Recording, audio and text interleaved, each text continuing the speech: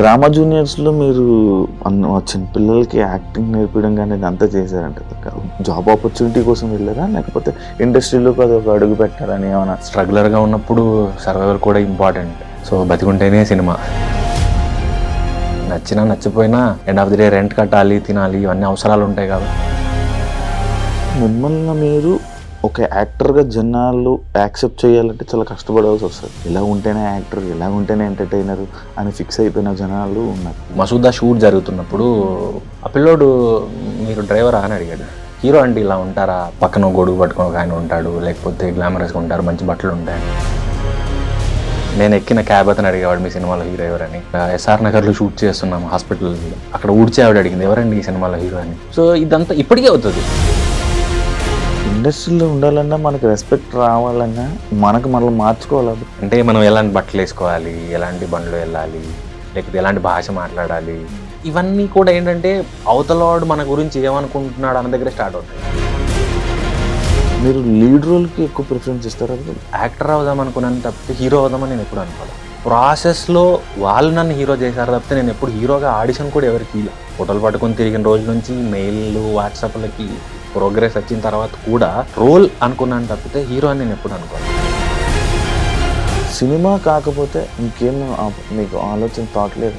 Technically నేను illiterate. Laptop ఇచ్చినా నాకు పెద్దగా ఏం చేయాలో తెలియదు. ఇది అనుకుని ఉండిపోయేవాడు కాదు. ఇది అనుకొని ఉండలేదు. ఎలాగో దూకాం కదా, సగం దూరం ఇదేమో, వెనక్కి వెళ్ళలేము, ముందుకు వెళ్ళాం కదా.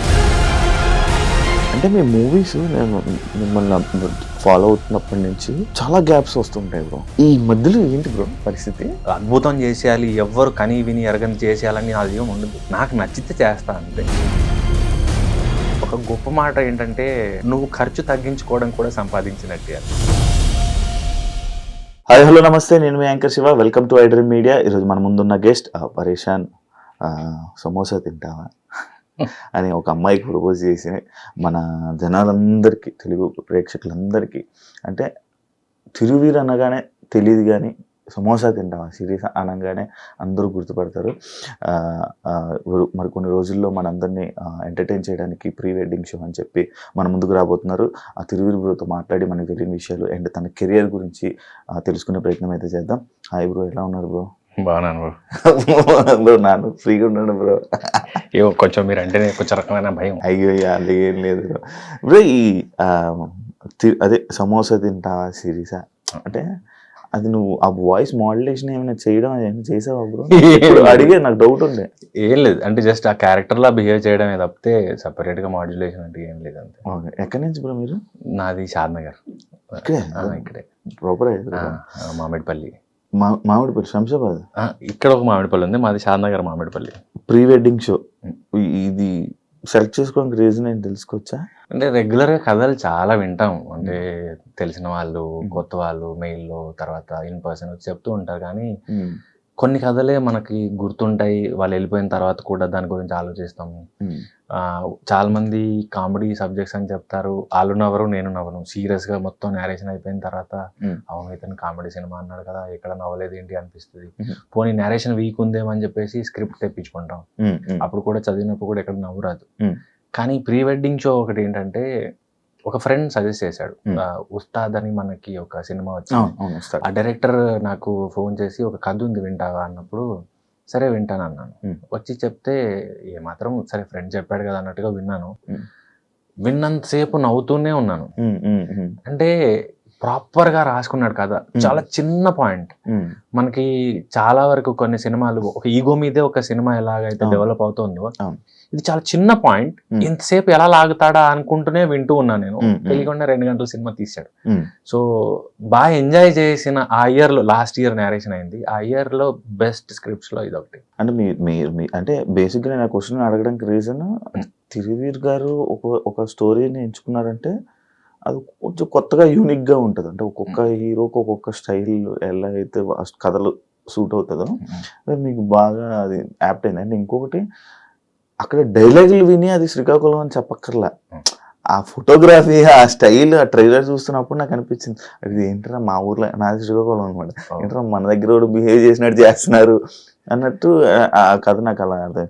ఇప్పుడు తిరుపతి నుంచి తిరువీరుకి మారడానికి రీజన్ 2 రీజన్స్ అండి. ఒకటి తిరుపతి అన్నది స్క్రీన్ నేమ్ కాకుండా ఏదైనా పెట్టుకుందాము అనిపించినప్పుడు తిరు అని పెట్టుకుంటే ఉమ్, అందరికి డౌట్లు వస్తాయి. ఉమ్. తిరు అనే పెట్టుకున్నాడంటే తోక ఏదో ఉండుంటుంది, ముందేదో ఉండుంటుంది, ఉమ్. ఏదో దాచి పెడుతున్నాడు అనే క్యూరియాసిటీ వస్తుంది. ఉమ్, ఎందుకు ఆ క్యూరియాసిటీ ఇవ్వడం, సింపుల్ గా పేరు మార్చేసుకుందాం అనిపించినప్పుడు ఉమ్, మా సీనియర్ ఒక అతను ఉన్నాడు. అతను నాకు ఉమ్, నాటకాల్లో మా సీనియర్. ఉమ్, ఉమ్, అతని పేరు రఘువీర్. ఉమ్, సో అది చాలా ఇంట్రెస్టింగ్ గా అనిపించదు అతని పేరు, సమ్ నార్త్ ఇండియన్ పేరు లాగా. ఉమ్, ఉమ్, అతను అంటే నాకు బాగా ఇష్టం. అతని పర్ఫార్మెన్స్ కానీ, అతని డైరెక్షన్ కానీ, place. Um. So out of gratitude ఇది వీర్ పెట్టుకుందామా అని థాట్ వచ్చింది. తిరుకు వీర్ యాడ్ చేద్దామా అని, గ్రాటిట్యూడ్. ఉమ్, ఉమ్. సో అది నేచర్ అంటారు కదా, అది ఎలా కనెక్ట్ చేసిందంటే మా అమ్మ పేరు వీరమ్మ. అచ్చా అచ్చా అచ్చా. సో గురువు మదర్ రెండు కలిసి తిరువీర్ అయిపోయింది అది. అంటే నార్మల్గా యాక్టర్స్ అందరూ మనకు పెట్టిన పేరు కాకుండా మార్చేసుకుంటా ఉంటారు. అంటే పేరు తిరు పేరెంట్స్ పెట్టారు కదా, అది తీయాలనిపించలేదు నాకు. ఓకే. సో వీర్ యాడ్ చేయాల్సి వచ్చింది అంతే.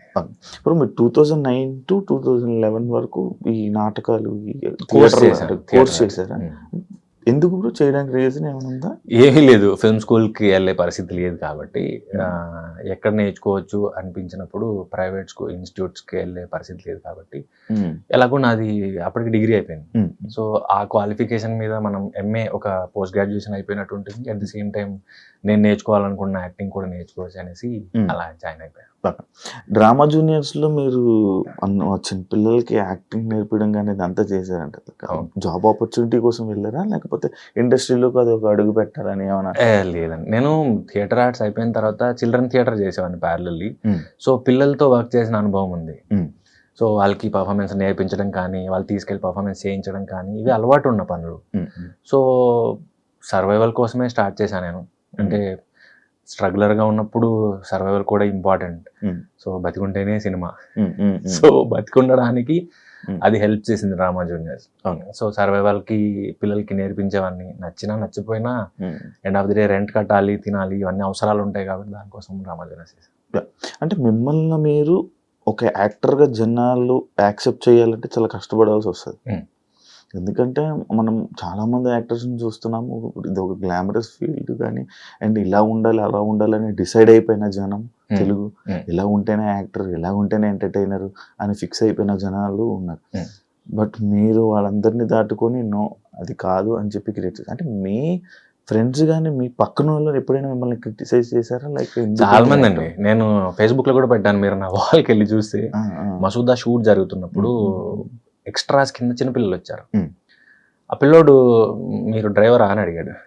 కాదురా బాబు అంటే మీరు డ్రైవరే అయి ఉంటారు అన్నాడు. పక్కనోడు వచ్చి కాదురా ఆయన హీరో అంటే, హీరో అంటే ఇలా ఉంటారా, పక్కన గొడుగు పట్టుకుని ఒక ఆయన ఉంటాడు, లేకపోతే గ్లామరస్గా ఉంటారు, మంచి బట్టలు ఉంటాయి. సో క్యారెక్టర్ అలా ఉంది. సో వాడికి ఈవెన్ నేను మసూదా షూట్ చేసినప్పుడు అయితే నేను చాలా వరకు ఇన్స్టా స్టోరీ కానీ వాట్సాప్ స్టోరీ కానీ పెట్టేవాడిని. నేను ఎక్కిన క్యాబ్ అతను అడిగేవాడు మీ సినిమాలో హీరో ఎవరని. మేము వెళ్ళిన గోల్కొండ అదేంటి గండికోటలో షూట్ చేసాం. అక్కడ షాప్ ఆవిడ అడిగింది, నేను షాప్లో ఏదో కొనుక్కోవడానికి వెళ్తే ఎవరండి అక్కడ హీరో అని. అండ్ ఎస్ఆర్ నగర్ లో షూట్ చేస్తున్నాం హాస్పిటల్, అక్కడ ఊడ్చే ఆవిడ అడిగింది ఎవరండి ఈ సినిమాలో హీరో అని. సో ఇదంతా ఇప్పటికే అవుతుంది. అంతేందుకు నేను రీసెంట్ గా ఇప్పుడు పాపం ప్రతాపం సినిమా చేశాను, మేము రామచంద్రాపురంలో షూట్ చేసాం. నేను ఎయిర్పోర్ట్ లో నన్ను ఎవరైతే పిక్ చేసుకోవడానికి వచ్చాడో ఎవరండి హీరో అని అడిగాడు. అది అవుతూనే ఉంటుంది, అది కామన్.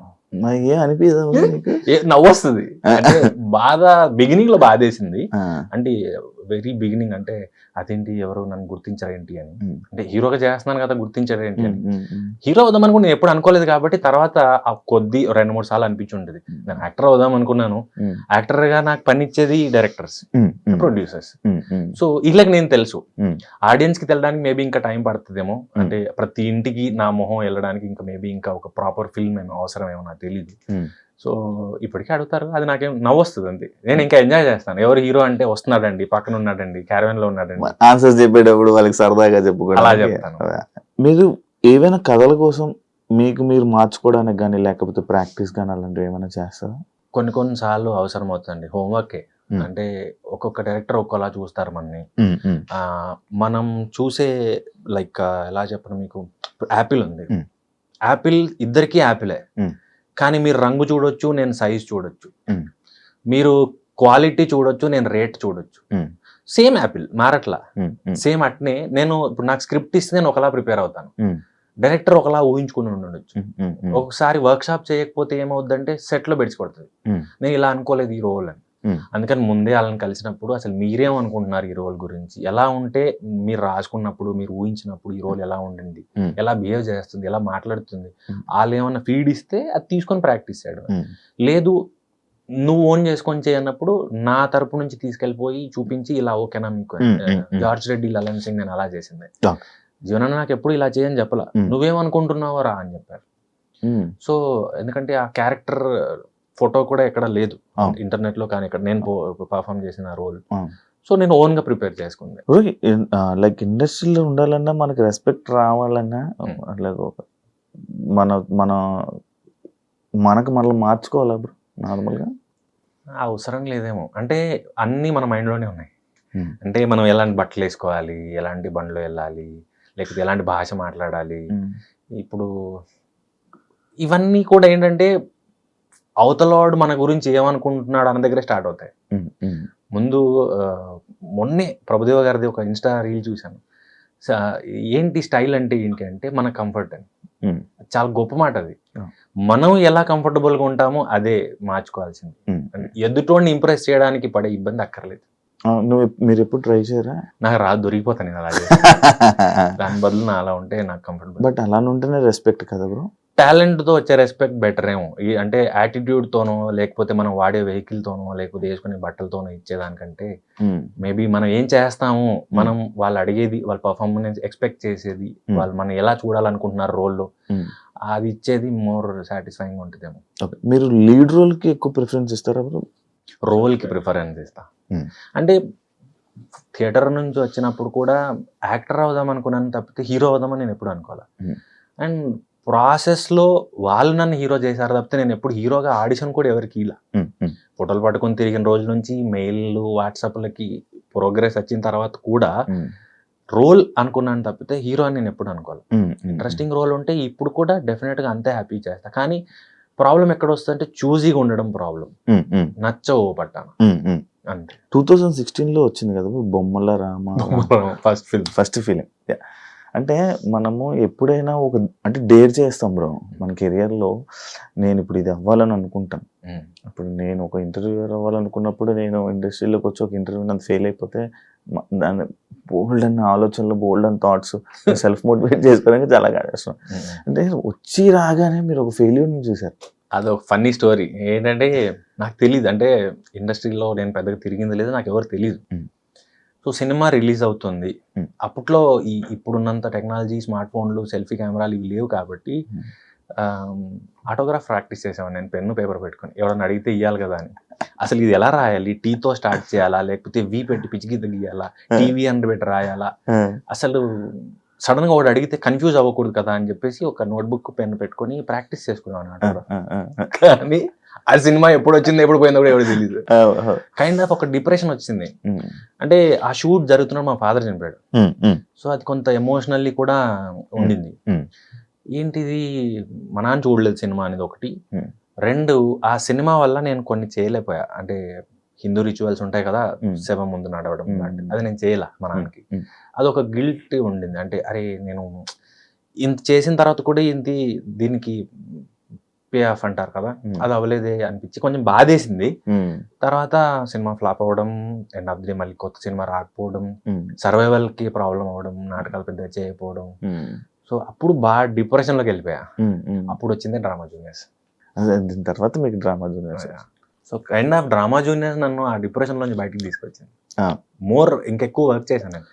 దాని తర్వాత థియేటర్ టీచర్గా వర్క్ చేసా, స్కూల్లో డ్రామా జూనియర్స్ చేసా. ఇంకా నాకు టైం లేనంత బిజీ అయిపోయా. సినిమా కాకపోతే ఇంకేం మీకు ఆలోచన థాట్ లేదు? సినిమా కాకపోతే నాకు ఏమొచ్చు అంటే నేర్పించగలుగుతా, చేయగలుగుతా, రాయగలుగుతానేమో కొంత. వేరే పని అంటే టెక్నికల్లీ నేను ఇల్లిటరేట్, నాకు రాదు. అంటే ఒక మానిటర్, ఒక దాని ల్యాప్టాప్ ఇచ్చినా నాకు పెద్దగా ఏం చేయాలో తెలియదు. ల్యాప్టాప్ ఇచ్చినా నేను వెళ్ళి ఫేస్బుక్ మెయిల్ చెక్ చేసుకోవడం తప్పితే అంతకంటే నాకు తెలియదు. ఈ ఫోటోషాప్, నోట్ ప్యాడ్ కూడా తెలియదు నాకు. సో ఇంకేం చేయగలుగుతానంటే మేబీ గార్డెనింగ్ చేసుకోగలుగుతా. హైదరాబాద్ కాబట్టి మాక్సిమం చేయగలిగితే బిద్ద తోట చేయగలుగుతాం, అంతమించి నాకు పెద్దగా వేరే ఏం తెలియదు. ఇది అనుకొని ఉండిపోయావు కదా? ఇది అనుకొని ఉండలేదు. డిగ్రీ చేస్తున్నప్పుడు మేబీ ఏ ఫార్మాలోనో ఎంఎస్సి చేసేసి, నేను బయోటెక్నాలజీ బీఎస్సీ నాది. సో ఏ ఫార్మానో ఏదో చేసుకొని ఎంఎస్సి చేసేస్తే ఉద్యోగం వస్తుంది అనుకున్నాను. కానీ డిగ్రీ మధ్యలోనే ఈ ఉద్యోగం వద్దు అనిపించినప్పుడు ప్యారలల్ ఆప్షన్స్ ఎతుకుతున్నప్పుడు ఇది కనబడింది. ఎలాగో దూకాం కదా, సగం దూరం ఇదేమో, వెనక్కి వెళ్ళలేము ముందుకు వెళ్ళాం కదా అట్లానే పోతుంది. నార్మల్గా మీ ఫ్యామిలీ బ్యాక్గ్రౌండ్ ఏంటి? అమ్మ నాన్న వ్యవసాయం చేసేవాళ్ళు ఊళ్ళో. అది అమ్మేసిన తర్వాత మహబూబ్ నగర్ వలస నుంచి కాటేదాన్ ఇండస్ట్రియల్ ఏరియా ఉంటుంది మనకి బార్డర్లో, అక్కడ ఉండేవాళ్ళు. ఫ్యాక్టరీలో వర్క్ చేసేవాళ్ళు పేరెంట్స్. సో నేను ఆల్మోస్ట్ పీజీ అయిపోయే వరకు కూడా అక్కడే ఉన్నాను. ఒక్క అబ్బాయి? నాకు ముగ్గురు అక్కలు. సో తర్వాత నేను ఎప్పుడైతే సినిమాల్లో కాస్త యాక్టివ్గా బిజీ అయ్యానో కొంచెం హైదరాబాద్ లోపలికి వచ్చా. అంటే మీ మూవీస్ నేను మిమ్మల్ని ఫాలో అవుతున్నప్పటి నుంచి నాకు డౌట్ బ్రో, లైక్ మీకనే కాదు, నాకు ఏ యాక్టర్ గురించి అయినా నాకు ఒక డౌట్ ఉంటుంది ఎప్పుడు. అండ్ లైక్ చాలా గ్యాప్స్ వస్తుంటాయి బ్రో, చాలా గ్యాప్స్ ఉంటుంది. అంటే ఎంత గ్యాప్, అది మీకైతే ఇంకా ఇంకా ఎక్కువ గ్యాప్. అవును. ఈ మధ్యలో ఏంటి బ్రో పరిస్థితి? ఒక వ్యక్తి ఒక మాట అన్నాడు నన్ను, నా ఫ్రెండ్, లాస్ట్ ఇయర్. నువ్వు చూసి ఉంటున్నావు అంటే పర్టికులర్గా ఏదో అద్భుతం చేసేయాలి, ఎవ్వరు కని విని ఎరగని చేసేయాలని అది ఏమి ఉండదు. నాకు నచ్చితే చేస్తా అంతే. ఆ ప్రాసెస్లో కొన్నే నచ్చుతాయి, ఎన్ని విన్నా కొన్నే నచ్చుతాయి. అయితే తను అన్నది ఏంటంటే, నువ్వు ఒప్పుకున్నవేవి కంప్లీట్ అవ్వట్లేదు, నువ్వు ఒప్పుకోనివన్నీ రిలీజ్ అయిపోయాయి. అంటే నేను రిజెక్ట్ చేసినవన్నీ రిలీజ్ అయిపోయాయి, ఓటీటీలోకి వచ్చాయి. ఇట్లా ఏదో ఒక్క ట్రెండ్ తప్ప మిగతా అవలా. బట్ నేను యాక్సెప్ట్ చేసినవి ఆగాయి. నువ్వు ఇటనే రిజెక్ట్ చేసుకుంటూ పో, ఇంకా నువ్వు ఇవే పట్టుకుంటూ పో, నువ్వు ఆగిపోయే సినిమాలు చెయ్యి అని. ఎవరు ఆగిపోతారని చెయ్యరు. అంటే ఏ సినిమా పూజ చేసి స్టార్ట్ చేసినా కూడా అది బాగా ఆడాలి, డబ్బులు రావాలి, పేరు రావాలని చేస్తారు. మేబీ నేచర్ మనకి ఇవ్వాల్సింది అంతే అనిపించినప్పుడు నాకు చాలా సిమిలర్గా ఏమనిపిస్తుంది అంటే, మాకు వ్యవసాయం ఉన్నప్పుడు ఊళ్ళో ఒక్కోసారి పంట రాదు. ఏంటంటే పురుగు వస్తుంది, వర్షం ఎక్కువ వస్తుంది, లేదా వర్షం పడదు, ఇదంతా జరిగింది గిట్టుబాటు ఉండదు. సో ఈ ప్రాసెస్ లాగే సినిమా కూడా అనిపిస్తుంది. అంటే కష్టపడితే ఫలితం వస్తుంది అనేది నేను నమ్మను. ఆర్జీవి గారు అంటారు కదా, అట్లంటే గాడిదకి ఎక్కువ రావాలని. సో ఇది కూడా ప్రాసెస్ ఏంటంటే, సినిమాలు ఎన్ని ఫేజెస్ ఉన్నాయి, పూజ చేసిన రోజు నుంచి థియేటర్లో రిలీజ్ అయ్యే వరకు ఏ దశలో అన్న సినిమా ఆగచ్చు. అది 1 వీక్ చేయొచ్చు, 10 days చేయొచ్చు, సగం అవ్వచ్చు, మొత్తం కంప్లీట్ అయిన తర్వాత దానికి ప్రాపర్ గిట్టుబాటు ధర ఉండకపోవచ్చు, లేకపోతే థియేటర్ దొరకపోవచ్చు, రీజన్ ఏదైనా ఉన్నాయి. ఇది మోర్ లైక్ వ్యవసాయమే అనిపిస్తుంది. ఫస్ట్ లో ఇనీషియల్లీ బాధేసినా కూడా నాకు అవి మా నాన్న అన్న మాటలు గుర్తున్నాయి. అండ్ ఆ అనుభవం చిన్నప్పుడు ఉండింది కదా, మేము కూడా పంట పొలంలో వెళ్ళి చూసేవాళ్ళం. సో ఒక పాయింట్ తర్వాత అవును ఆగితే ఏంటి కామనే కదా అనిపిస్తుంది. ఆ స్టేజ్కి వచ్చింది. డెఫినెట్ గా బాధ ఉంటుంది, బాధ లేదనడం అబద్ధం. కానీ మన చేతుల్లో లేదు. ఒక్కొక్కసారి ఇదే ఫ్రెండ్, ఏదైతే ఆగిపోయే సినిమాలే చేయన్న ఫ్రెండే అన్నది ఏంటంటే, నువ్వేం చేయగలుగుతావు బాధపడి, కంప్లీట్ చేయగలుగుతావా? లేదు. ఓన్ గా ప్రొడ్యూస్ చేసుకోగలుగుతావా? లేదు. సో నీ చేతిలో లేని దానికి నువ్వు ఎందుకు బాధపడడం? సో అది ఆగిపోద్దని మనం స్టార్ట్ చేయాల, అదంతే. ఇంకా నేచర్, దానికి డెస్టినీ అదంతే.